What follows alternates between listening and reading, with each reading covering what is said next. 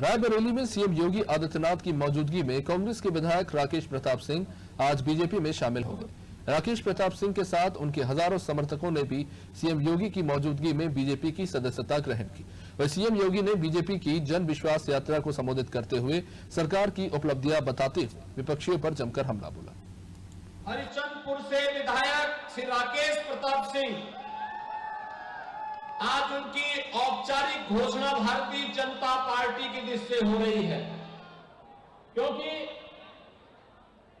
हमारे प्रदेश के पूर्व अध्यक्ष डॉक्टर लक्ष्मीकांत वाजपेयी जी और भारतीय जनता पार्टी के प्रदेश के उपाध्यक्ष श्री दयाशंकर सिंह जी इसी दिश से आए हैं, लेकिन इनके आने के पहले ही राकेश प्रताप सिंह भाषण दे करके अपनी घोषणा स्वयं ही कर चुके हैं। कांग्रेस में आखिर ऐसा क्या था जो कांग्रेस को बीजेपी में आना पड़ा? कांग्रेस में ये था कि हमने आपको भी मंच से मैंने बताया था कि जिनको हम लोग इष्ट मानते हैं, उनको कोई पार्टी अगर काल्पनिक बताने लगे तो ऐसी पार्टी में रहना तो गौ हत्या के बराबर होगा। आपको बताइए, तो दुर्भाग्य मारा था जो इतने दिन पड़े थे। सोनिया गांधी प्रियंका गांधी को क्या कहना चाहिए? सोनिया गांधी प्रियंका गांधी अपने कर्म से खुद ही जा रही बेचारी, हमको क्या कहना उनके बारे में? कुछ कहना भी बचा है क्या उनके लिए? जिस हिसाब से प्रियंका गांधी का नारा है लड़की वो लड़ सकती है, वो 40% आरक्षण की बात कर रही है, उसको लेके क्या? बस और कुछ कर ही नहीं सकती, खाली लड़की तो लड़ ही सकती है ना, मरना तो हम लोगों को रहता था। अब पता लगे कैसे लड़े आगे तो पता लग जाए कितनी लड़की उनके साथ रहती है। विधानसभा चुनाव में क्या रहेगा रायबरेली का समीकरण आपके? मैं अपनी विधानसभा के जानता हूँ कि 1 लाख वोट से जीतूंगा, आप देख लेना। बाकी पूरे रायबरेली जाने रायबरेली। जय श्री राम।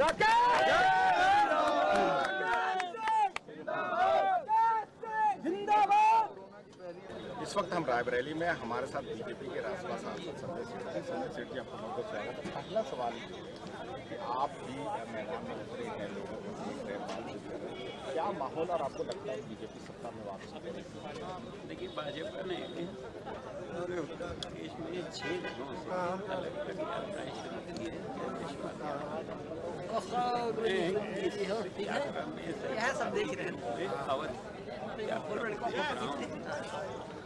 और उसमें अम्बेडकर से लेकर यहाँ तक हम लोगों ने कई कवर की। जितना जन सैलाब और जितना कार्यकर्ता और जनता में उत्साह है, उससे ये लगता है कि इस बार पिछली बार से ज़्यादा सीटें और ये इसलिए है कि जो विकास योजनाएं प्रधानमंत्री दी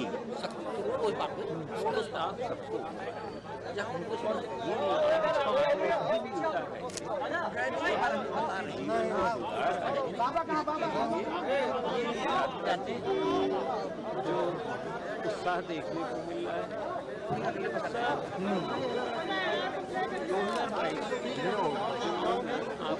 भाजपा की सीटों जो उत्साह दिख रहा है, ये भाजपा की जो सरकार उसके काम को लेकर दिख रहा है या जो चेहरा है उसको लेकर?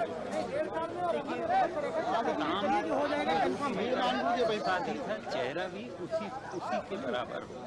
भारतीय जनता पार्टी, भारतीय जनता पार्टी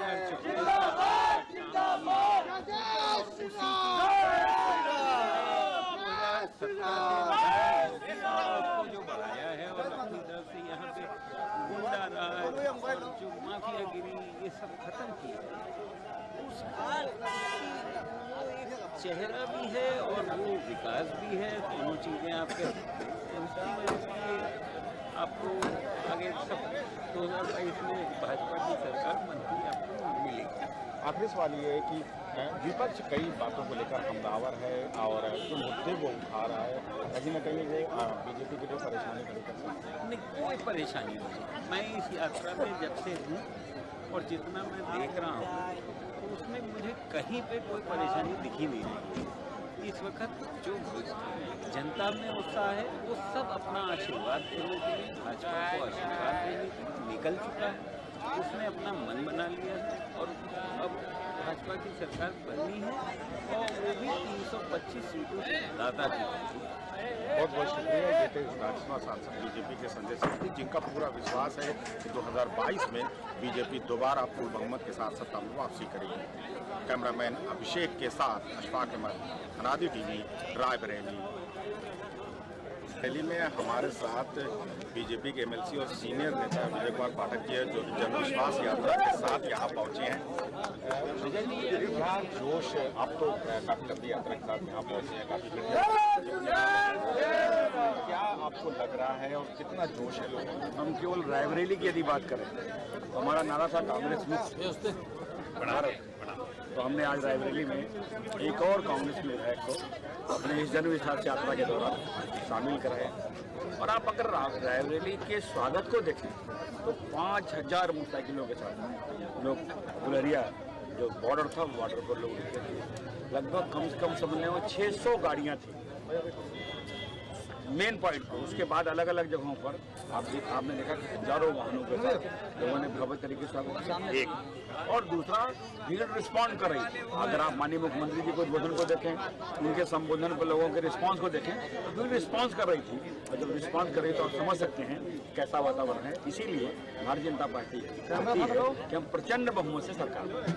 पूर्ण विश्वास है, चेहरे पर खुशी अभी से है। क्या आपको लगता है कि जो 5 साल में सरकार ने, सरकार ने और केंद्र की सरकार ने साथ में वो यहाँ काम हुआ है कि जनता दोबारा बहुमत पहले दिया था उतना? देखिए, विश्वास इसलिए पूर्ण है क्योंकि नेताओं में कन्फ्यूजन रहा होगा। 2007 में देखिए, जिसको जनता ने मत दिया उसको पूरे तौर पर, 2012 में जिसे चुना उसे पूरी तौर पर चुना, 2017 में जिसे चुना उसे पूरी तौर पर दिया।